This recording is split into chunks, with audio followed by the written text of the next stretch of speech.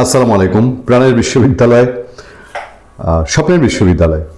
আমি দুটো বিশ্ববিদ্যালয়ে ইন্টারভিউ দিয়েছিলাম, তার মধ্যে ঢাকা ইউনিভার্সিটি। অবশ্যই সাংঘাতিক স্বপ্ন ছিল ঢাকা ইউনিভার্সিটিতে ভর্তি হওয়ার জন্য। তৎকালীন ঘয় ইউনিটে, সম্ভবত ঘয় ইউনিটে মনে আছে।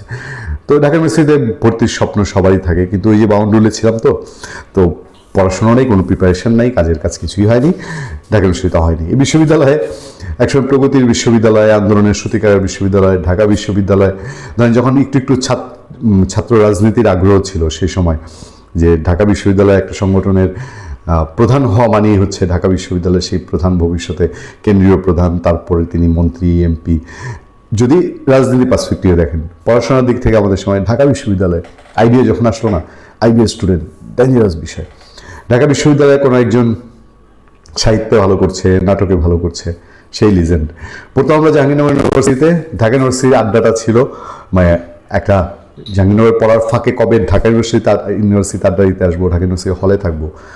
ইদানিং যেসব অদ্ভুত অদ্ভুত খবর জেনারেট হয় না ঢাকা বিশ্ববিদ্যালয় থেকে, এই অদ্ভুত খবরগুলো আমাদের সময় জেনারেট হতো না। আমাদের বোধহয় দুর্ভাগ্য আর কি, মানে এমন এমন পিকুলিয়ার খবর।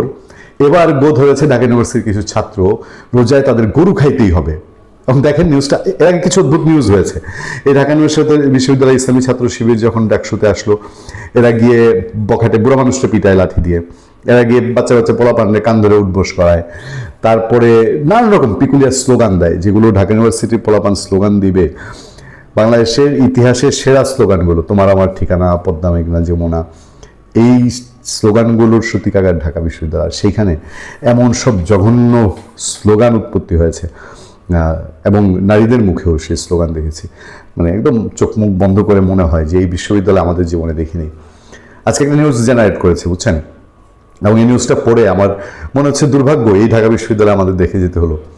গরুর মাংস খাইতেই হবে, গরুর মাংস ছাড়া রমজান হয় না, ইফতার হয় না, ইবাদত হয় না, মনে হয় রোজা কবুল হবে না গরুর মাংস না খেলে। হেডলাইনটা হচ্ছে এরকম, মেনু থেকে গরুর মাংস বাদ, ঢাকা বিশ্ববিদ্যালয়ের শিক্ষার্থীদের ইফতার বয়কট। মেনু থেকে গরুর মাংস কেন বাদ দিল, সেই জন্যে ইফতার বয়কট করতে হবে। চিন্তা করেন, এটা ঢাকা বিশ্ববিদ্যালয়। খবরটা চলেন একটু বিস্তারিত পড়ি।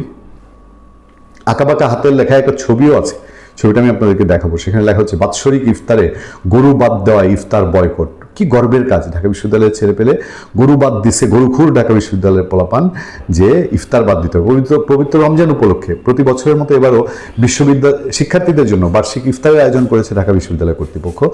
তবে দীর্ঘদিনের প্রচলিত মেনুতে পরিবর্তন এনে গরুর মাংস বাদ দিয়ে মুরগি সংযোজনের সিদ্ধান্তে ক্ষোভ ছড়িয়ে পড়েছে শিক্ষার্থীদের মধ্যে। এটা আবার নিউজ। ইতিমধ্যে বিভিন্ন হল, সংসদ ও সাধারণ শিক্ষার্থীরা ইফতার বর্জনের ডাক দিয়েছেন। ইসলামী ছাত্র শিবির আছে না ওখানে, গরু মাংস বাদ দিলে ইসলাম টিকে না। রোববার রাতে প্রভু স্ট্যান্ডিং কমিটির সভায় আগামী 4 মার্চ অনুষ্ঠিত ইফতারের মেনু চূড়ান্ত করা হয়। সবার শেষে জানানো হয়, এবারের ইফতারের মেনুতে গরুর মাংস রাখা হচ্ছে না, তার পরিবর্তে থাকবে মুরগির আইটেম। কি কষ্টের কাজ, বাঙালি গরু ছাড়া চলে না, বাঙালি মুসলমান। সিদ্ধান্ত প্রকাশের পরপরই সোশ্যাল মিডিয়ায় প্রতিক্রিয়া জানান শিক্ষার্থীরা। অনেকে 4 মার্চ ইফতারের টোকেন নিয়ে তা ফেরত দেওয়ার আহ্বান জানান, কেউ কেউ খয়রাতি ইফতার উল্লেখ করে প্রতিবাদ জানান এবং বিকল্পভাবে গরু ভোজের আয়োজনের আহ্বান জানান। চিন্তা করেন অবস্থা, গরু ইফতারের মেনুতে বাদ, তো ইফতার বয়কট। মানে এটার মধ্যে একটু সাম্প্রদায়িকতা আছে না?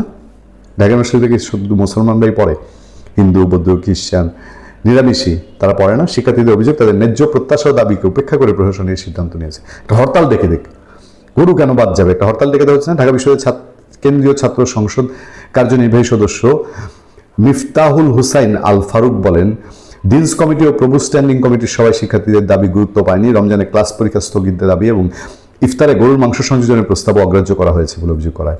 রমজানের পড়াশোনা বাদ, আনালি ইবাদত হবে না। ডাকসুর সমাজ সেবা সম্পাদক এবি জুবায়ের বলেন, ডাক্তার সমাজ এবি জুবায়ের বলেন, বিষয়টি অনেকের কাছে তুচ্ছ মনে হলো, এটি গুরুত্বপূর্ণ। কেন গুরুত্বপূর্ণ? উপমহাদেশে গরুর মাংস অনেক সময় রাজনৈতিক ইস্যু হিসাবে ব্যবহৃত হয়। প্রশাসনের সিদ্ধান্তের পেছনে রাজনৈতিক প্রভাব থাকতে পারে। মানে হিন্দুরা বলে দিচ্ছে যে গরু রাখা যাবে না, আমরাও ইফতার করবো, নেকি কামাবো, এই জন্যে।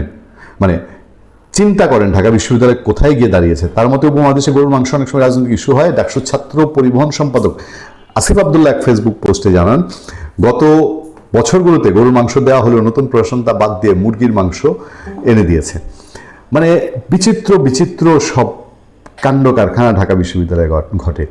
এই ঢাকা বিশ্ববিদ্যালয় এই গণ্ডিতে যে ঢুকেছে, এই গণ্ডি থেকে এই বিশ্ববিদ্যালয় কবে কিভাবে আর বের হয়ে আসবে?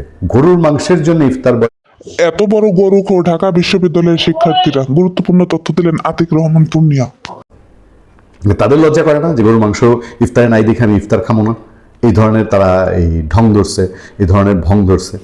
আসলে ঢাকা বিশ্ববিদ্যালয়কে কোথায় নিয়ে যাওয়া হচ্ছে, আমার আলোচনার মূল ইস্যুটা হচ্ছে এখানে। দিনকে দিন প্রাচ্যের অক্সফোর্ড খ্যাত এই বিশ্ববিদ্যালয়ে শুধু কি শিক্ষা মানে পড়াশোনায় পাশ করলাম তাই, আর গত 1-1.5 বছরের বিশ্ববিদ্যালয়ে পড়াশোনা কোথায় গেছে? একাডেমিক কার্যক্রম, এই যে বিদায় নিলেন ভিসি সাহেব, তিনি কোথায় নিয়ে দাঁড় করিয়েছেন? ভালো থাকবেন, সুস্থ থাকবেন। আপনার সাথে আমি আতিক রহমান পূর্ণিয়া।